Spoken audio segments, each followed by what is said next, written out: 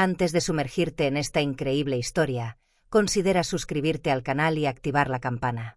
Aquí cada historia tiene algo que decir, y no querrás perderte ni una.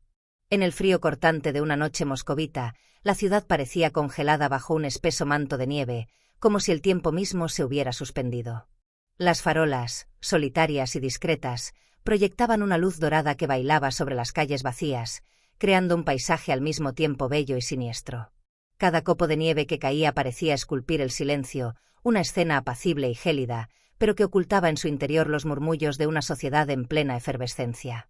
Moscú, a pesar de su apariencia de calma invernal, latía al ritmo de fuerzas invisibles. Las tensiones apenas estaban contenidas bajo esta capa de frío. Los sonidos de la ciudad estaban amortiguados por la nieve, pero el malestar político y social que bullía dentro de los muros de la capital estaba esperando a ser liberado, como un volcán a punto de entrar en erupción. El Café Corazón de Moscú, uno de los pocos establecimientos que aún permanecían abiertos a esas horas, parecía un refugio para almas solitarias. Tenía una atmósfera única, al mismo tiempo familiar y extraña, casi como un teatro donde cada cliente se convertía en actor de una obra que nunca terminaría. Sus paredes de ladrillo rojo desgastadas por el tiempo contaban historias de generaciones pasadas, susurros del pasado entrelazados con los del presente. Las ventanas de vidrio permitían a los transeúntes echar un vistazo a los clientes. Sus ojos curiosos a veces se detenían en escenas de vidas que se cruzaron, pero que nunca se tocaron realmente. El café parecía ser una especie de escenario donde las vidas se superponían sin llegar a encontrarse nunca. Dentro, la gente, sola o en pequeños grupos, murmuraba en un rincón, creando una especie de zumbido suave, casi imperceptible, mientras una música suave flotaba en el aire, teñida de melancolía, como un eco de los pensamientos perdidos de los habitantes de la ciudad. En un rincón apartado, lejos de miradas indiscretas, un hombre vestido con un kimono negro estaba sentado en una mesa de madera, casi fundiéndose con la oscuridad circundante. Parecía haber estado allí durante una eternidad, con la mirada perdida en la lectura de un periódico viejo, como si cada palabra fuera un fragmento de un rompecabezas que solo él podía entender. El mundo que lo rodeaba, congelado por la nieve y el resplandor de las farolas, parecía no importarle. Su rostro, marcado por los años y las pruebas, exudaba una extraña tranquilidad, la de un hombre que había aprendido a afrontar las victorias y las derrotas con la misma serenidad. Su cabello corto e impecablemente peinado y sus rasgos fuertes parecían hacer eco de una época pasada, pero una cuya sombra nunca dejaría de rondar este café. No era un rostro que se olvidara fácilmente. Si hubiera apartado la mirada del periódico, se habría encontrado con miradas intrigadas, de admiración, pero también de preocupación. Había algo en él, en sus modales, en su presencia silenciosa, que inspiraba respeto y admiración. Si uno se hubiera tomado el tiempo de mirar más profundamente a sus ojos, habría visto no solo una sabiduría infinita, sino también un poder increíble, una capacidad de manipulación y control que se revelaba solo a aquellos que sabían mirar más allá de las apariencias. Las cortinas de la historia ya se habían cerrado a su alrededor, pero él sabía, al igual que el telón congelado de la ciudad, que todo lo que había construido podía resurgir en un instante, como un aliento, un grito en la noche.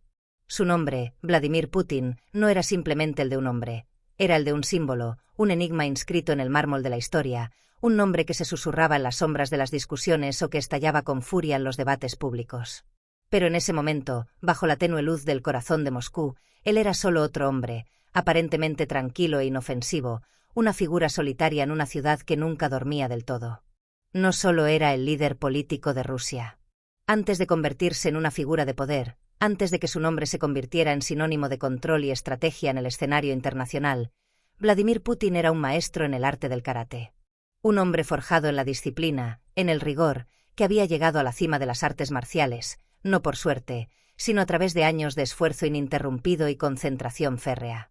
No solo era un atleta, sino un auténtico estratega, capaz de observar a su oponente con precisión quirúrgica y atacar en el momento más oportuno. En los círculos cercanos a él, aquellos que habían visto esa faceta de su vida, pocos se atrevían a hablar de ello, porque su pasado marcial no era solo una historia de honor y gloria, era un secreto sagrado, un arma silenciosa que solo debía blandirse cuando la situación lo exigiera. Para él el karate no era solo un deporte, era una filosofía, una forma de vivir y de percibir el mundo. Esa noche, mientras Moscú parecía entumecida por el frío, otro tipo de enfrentamiento se estaba gestando.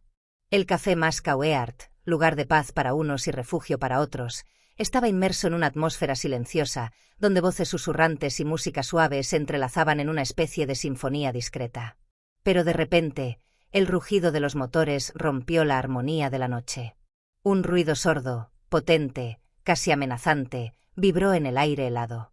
Momentos después, las puertas del café se abrieron de golpe y un puñado de motociclistas vestidos de cuero negro irrumpieron en el establecimiento, trayendo consigo el olor a gasolina y asfalto frío.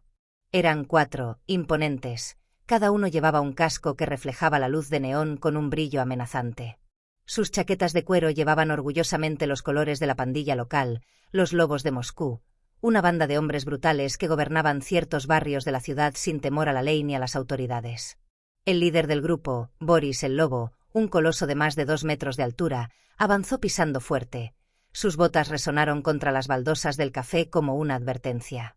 Su mandíbula cuadrada, su barba negra y peluda y su mirada penetrante imponía un respeto temeroso, y observaba a los clientes con una arrogancia silenciosa, como si fuera el dueño del lugar. Se detuvo frente al mostrador y con una sonrisa pícara que dejaba al descubierto sus dientes blancos, dijo a sus hombres: «Al ataque, muchachos. El dueño de este café es un tipo agradable. Pero esta noche vamos a demostrarle que estamos aquí para divertirnos». El camarero, un joven nervioso que ya había visto escenas de violencia en otros establecimientos, se quedó paralizado al ver a los moteros acercándose a las mesas. Sintió que el miedo le anudaba el estómago y las miradas ansiosas de los clientes se volvieron hacia la salida. Poco a poco, el café se fue vaciando. La gente prefería desaparecer en la oscuridad antes que presenciar lo que parecía una confrontación inevitable. Todos menos uno. Un hombre tranquilo y relajado permaneció sentado en su mesa. Él no se movió, no mostró miedo. Sus ojos permanecieron fijos en las páginas del periódico que sostenía frente a él. Fue una elección deliberada. En una situación como esta, la indiferencia era la mejor arma, a veces la única. Sabía que vendrían a él, pero no tenía intención de ceder al miedo ni a la intimidación. La indiferencia se convirtió en su escudo, su mensaje silencioso. Los motociclistas, sin embargo, no eran del tipo que aceptaba tal indiferencia. Boris, molesto por la falta de reacción de Vladimir, se acercó bruscamente a su mesa. El sonido de sus botas resonó por el espacio cerrado y cada paso parecía hundirse más en la atmósfera ya tensa.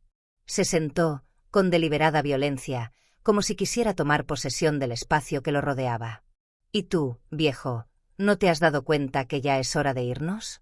Este no es lugar para tipos como tú», se rió entre dientes, con voz áspera y burlona, ignorando por completo la apariencia sencilla de su interlocutor. En Vladimir solo veía a un anciano solitario, un extraño al que ridiculizaba para pasar el tiempo. Vladimir ni siquiera levantó la mirada. El periódico permaneció inmóvil en sus manos, su mirada fija en las palabras impresas, pero en realidad estaba observando todo.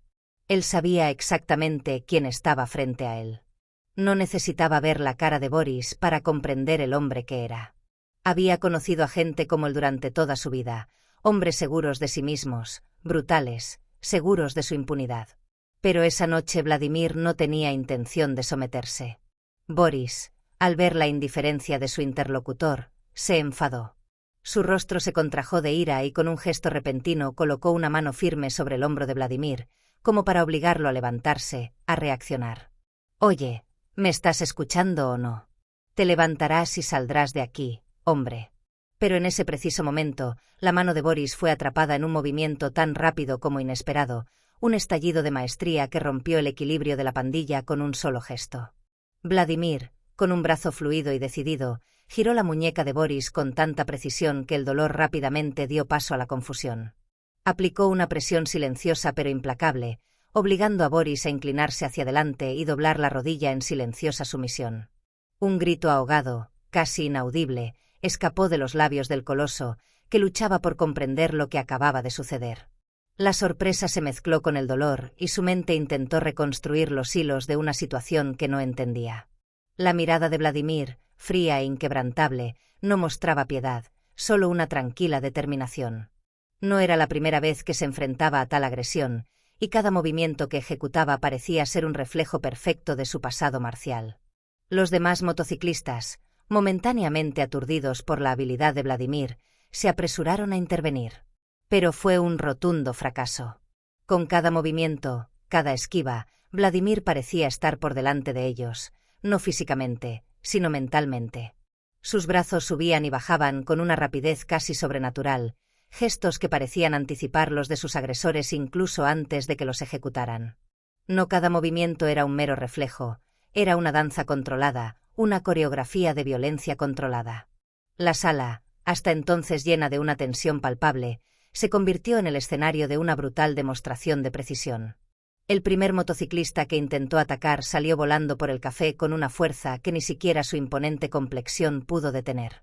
Golpeó una mesa, tirando todo a su paso. Su casco rodó por el suelo, golpeando las baldosas con un ruido sordo, mientras el hombre yacía en el suelo, aturdido, confundido, incapaz de levantarse. El segundo motociclista no lo hizo mucho mejor. Cuando intentó un ataque lateral, Vladimir lo atrapó con un movimiento suave, su brazo deslizándose alrededor del atacante como un agarre perfecto. Hizo girar al hombre en un torbellino controlado, antes de arrojarlo a una ráfaga de luz fría, como un juguete que podía arrojarse sin dudarlo. El motociclista se encontró desorientado, de rodillas, perdiendo el aliento, mientras su propio cuerpo parecía traicionarlo bajo la brutalidad del movimiento. Vladimir se enderezó lentamente, cada movimiento calculado, cada respiración medida. Su mirada se deslizó hacia los dos últimos motociclistas, quienes, atrapados en el frenesí del ataque, ahora dudaban. Su líder estaba en el suelo, y la violencia que creían estar infligiendo no había dejado ni un rasguño en su oponente. Vladimir los miró sin una pizca de emoción, sus ojos fijos en los dos últimos miembros de la pandilla con una frialdad gélida. «Deberías pensarlo bien antes de competir con alguien», murmuró con voz tranquila pero resonante, como si se dirigiera a unos niños que habían cometido un error de cálculo. Sus palabras resonaron por toda la habitación y parecieron hacer eco en el silencio que había caído. La suave música de fondo parecía casi irreal en ese momento, desincronizada, como si la realidad se hubiera acelerado de repente y todos a su alrededor estuvieran congelados en otro mundo. Los dos últimos motociclistas, un poco más cautelosos ahora, miraban a Vladimir con miradas nerviosas, pero sus músculos estaban congelados, como paralizados por la intensidad del momento. Boris, todavía en el suelo, luchó por levantarse. Gruñó, la rabia se mezclaba con un miedo palpable. Miró a Vladimir, pero sentía los músculos pesados y el dolor invadía cada movimiento. Se puso de pie dolorosamente, tambaleándose, con el rostro marcado por la rabia y la confusión. La mirada de Vladimir, que permanecía firme, no vaciló. «Pagarás caro por esto». Boris rugió, pero su voz tembló levemente, delatando su miedo. Vladimir se encogió de hombros como si toda la escena, esta violencia repentina, fuera solo un incidente trivial sin importancia. Se puso de nuevo el kimono con una facilidad desconcertante, cada gesto mesurado, como si estuviera realizando un ritual familiar e íntimo, que contrastaba con la brutal intensidad del enfrentamiento que acababa de tener lugar. Sus dedos rozaron los bordes de la tela, alisando la prenda con una precisión que decía mucho de su experiencia, de los años pasados manteniendo el control absoluto, incluso en los momentos más caóticos. Su mirada no se apartó de la tarea, y sin embargo, en el aire pesado que flotaba en el café, todos podían sentir la diferencia.